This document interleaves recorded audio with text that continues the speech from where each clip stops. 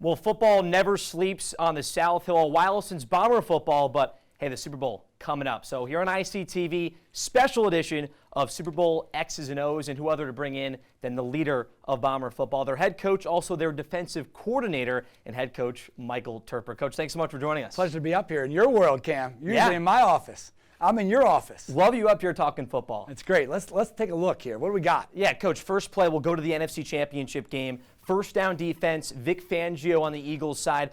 What do you like to see from a defense on first down?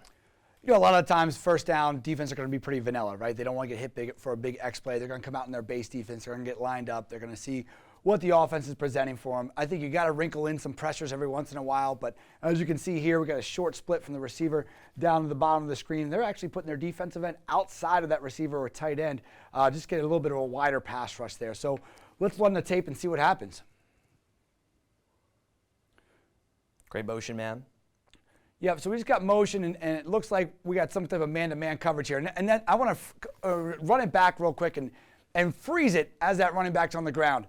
You know, obviously in college, this play would be dead as soon as the running back hits the turf, right? But here, this running back decides he's going to get up, and this is a prime opportunity for the defense to go ball hunting, right? And we're always talking about finding ways to disrupt the football, and you can see here, all that running back for the Commanders is thinking about is getting up and getting positive yardage, and he forgot the number one thing. And what is that? What do we talk about all the time? The football. The ball is the program, right? So he's getting up, not thinking about it, and a great job by the defender for the Eagles here, coming in with an awesome positive shin angle, you know, really coming down hard on that football and also securing the tackle as well. That play reminds me a little bit of Jay Connolly punching the football 100%. Yep. That's taking drills of the field. Jay Connolly was a master at that. Some more defense here. This play kind of reminds me of Antoine Robinson back in his playing days. You were a big fan of him. Eagles here on their third down defense, 41% this season. And Darius Slay, his ball hawk ability. What do you see here from the defense? Third and long spot and their number one corner doing a job. So situationally here, third and long, we've got some work to do offensively to get back into this ball game. You know, defensively, they're showing press man down there. You're going to see them bail out to a deep third.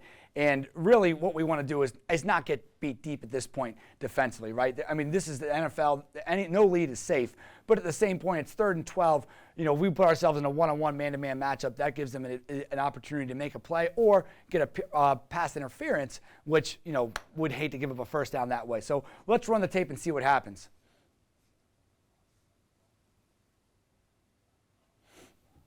So we're just playing a simple zone coverage here, and a great job. I think that's Darius Slay, making a play on the football, driving on that receiver's curl route, securing the tackle, but also getting around him and getting a hand in there to get the ball out of the receiver's wickets there. So just gotta love the aggressive play on third down where you still don't want to get beat deep, but you don't want to give up these easy first downs on a pitch and catch curl route. When you're recruiting DBs, what's the biggest thing that you want to see from just that initial standpoint of, hey, they have good ball hawk ability? Just being cool, calm, and collected in the moment. We want defensive backs that are able to play the ball in the air, time it up well, but also in a situation like this, don't go crawling up his back and get a 15-yard penalty when we can easily get off the field by just securing the tackle and batting the ball away. All right, so the next play here, Quinyon Mitchell on the Eagles side. This is just another third down late in the game. You know Washington has to take a shot. As a defense, is this where you go kind of prevent defense? What do you see here? This is the clip I thought we were looking at last time. But yes, certainly 3rd and 10, 5 minutes to go. It's a multiple score game here. And, you know, everybody hates to hear the word prevent defense. But at the end of the day, we got to keep the ball in front of us, especially in this situation where yards don't matter, points really matter. So you're going to see Jaden Daniels drop back here and just say, hey, I'm going to live on a prayer a little bit. It's 3rd and 10. I'm going to try and get it to my guy and make a play. But great job by the defensive back, staying on top, not getting past interference. Obviously, would love to have that interception right there. And he does, all right, by just focusing on that football as he's coming to the ground and staying in bounds. But really, at the end of the day, in that scenario, as the Eagles, you're just not trying to get beat over the top and letting these guys crawl back into the game. The ball is the program. The ball is the program. Turnovers are what matters the most.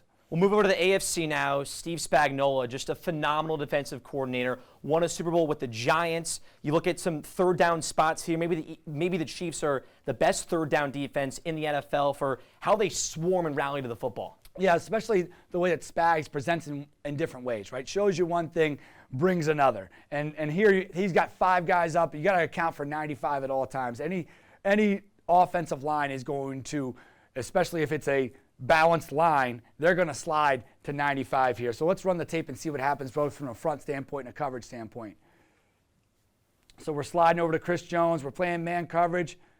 And, just a really good job by those guys understanding their leverage, understanding what they need to get to as for a first down and rallying up and making the tackle and creating a fourth down. For Kincaid there, should he be kind of that lead blocker? Did you kind of see him fade off, or was it just a great job from the Chiefs rallying to the football? I think it's just a great job by those guys rallying the football, particularly with man eyes, right? You're seeing these guys playing man coverage. Or actually, it looks like, check that, it looks like a little bit of a cover two look from how the corner is playing. So he actually does have vision on this outbreaking route by the Bills receiver. So, certainly when you get zone eyes, that's when you can really rally the football. When you get a situation where you're in man coverage, those guys can run away from you a little bit. Well, this play coming up here, there was a sneak peek right there. Coach Toerper's a special teams guy. Back in the day, Johns Hopkins, he played some good special teams at Pitt. What do you love here from a big return on the Chiefs side for 44 yards? Yeah, you got to love the fact that we're not getting let's make this run as we're talking about it. But you got to love that we're not blocking the back. We're not holding anybody. You can freeze it right there. There's a scenario right here where number 51 could easily block him in the back and be over-aggressive. He doesn't do it. Now, what I don't like from the Bills standpoint is that you have a lot of guys that are horizontally and vertically stacked. There's a drill that we call the leverage drill, and we rep it all the time in practice, where we're making sure we're casting the net a little bit more on our coverage units and making sure that we have vice players and insurance players. Right here, they're running out of insurance players as we'll let this thing run. Nico Remigio, undrafted out of Fresno State. When you look at an undrafted guy, this has got to be a big play and a big spot, too, to kind of, again, make a name for yourself. 100%. Those guys are going undrafted. They have something to prove in the brightest lights with the ball coming and everybody running at you. There's no more lonely That's tough to do to bring that thing down. 100% on the biggest stage in an AFC championship. So credit to him, and certainly that's a name that people in Kansas City will know for a long time. All right, two more plays coming up right here. Again, you look at the Chiefs and their third down ability. It seemed like the Bills went short game here. Did you see the Chiefs bring a blitz? What was the big deal about this Let's play? let this run real quick, and we'll break it down as we see it here. Once again, you can see Steve Spagnuolo, right, bringing a lot of pressure. But you'll notice, rewind it, right, what we didn't see in this clip is that this play clock's running down because Josh Allen notices zero pressure. And when you get blitz zero, as they call it in the NFL, one of the best checks you can do is give a chance to throw it out there to a receiver on a screen, have it throw short and run long. Everybody's rushing the quarterback. Now we have an opportunity. Freeze it right there. We break a tackle and get down the sideline. That's a big play. But at the same point, it's a safe play because in this situation, we're down, the Bills are down 3 points, and it's 2:14 to go. The chances of us going for it on fourth down are about 100% here. Yep. So we know we got another play after this. Offensively, defensively, you're trying to force the issue. And when you get a screen thrown at you in blitz zero coverage, you just got to rally. You got to pursue the ball. And this is what you're going to see from the Chiefs here, doing a great job of finding a way to get this down. Now it's a fourth and medium. You'll live with that. And this play right here, Coach, I know you wanted to talk about this. Tough spot. Josh Allen makes a play, but the Chiefs do enough. Yeah, so again, this is just a great design by Steve Spagnuolo. And very common in the NFL, you're going to see short splits, stacks, bunches, because you get so much man coverage, and you can do a lot of different things from that vantage point offensively as far as rub routes go. But what it also sets up defensively is your ability to disguise a pressure. You'll see the corner up top there on the single receiver side. He's sitting there and he's looking like he's in man coverage. Right here, okay, so I'm playing receiver. He's pressed up in man coverage, but you'll notice those eyes, right? Yep. What do you notice about that face mask? It's turned in a little bit towards the football. So that might be an indicator that Josh Allen could have seen to recognize that blitz is coming. But a great job, right? We have 6 guys up. It's an even front, but 6 guys are up, so we're feeling some type of pressure from the offensive line standpoint. Where do you think we're going to slide the line?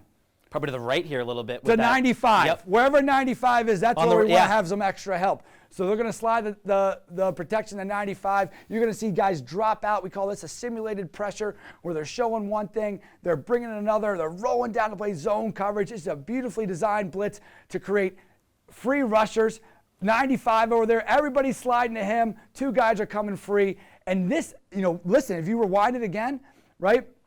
If we get this blitz, we pick this blitz up and we see it's coming and we slide this line to the right, we're going to be able to easily flip our hips and throw off the pressure from the quarterback position. But we don't get it, right? We're sliding to Chris Jones because that's our guy we got to make sure we protect against. And here comes a home free rusher here. Let's let it run, and we all know what happens in this play. Still a phenomenal effort from Allen, Kincaid, diving. Great job. And Just those are not those there. things defensively that get you a little bit nervous. When that ball's thrown up in the air and it's truly I would call this a Hail Mary type situation. You just never know how that ball is going to land. And certainly the Chiefs are fortunate that Dalton Kincaid didn't catch that ball. Come September, if it's out of a 2-minute warning, your defense on a 4th and 5 to win the football game, what are you telling them in the huddle going into that post 2-minute warning 4th down play? I think just stop them. I think we're going to, I'm not going to tell you our secrets here. So Okay, gotcha. So RPI can watch it and really break this down so when that scenario comes up. But I'm going to tell you right now, the biggest thing you want to do in that moment as a defensive coordinator is make sure there's clarity on the play. We know exactly how we're going to defend them. We know exactly who is rushing, and we're decisive when that ball is snapped. Man, I would talk football for hours with you, Coach. Thanks so much. Thanks, Cam. All right, that will do it. Super Bowl X's and O's with the Bomber football coaching staff.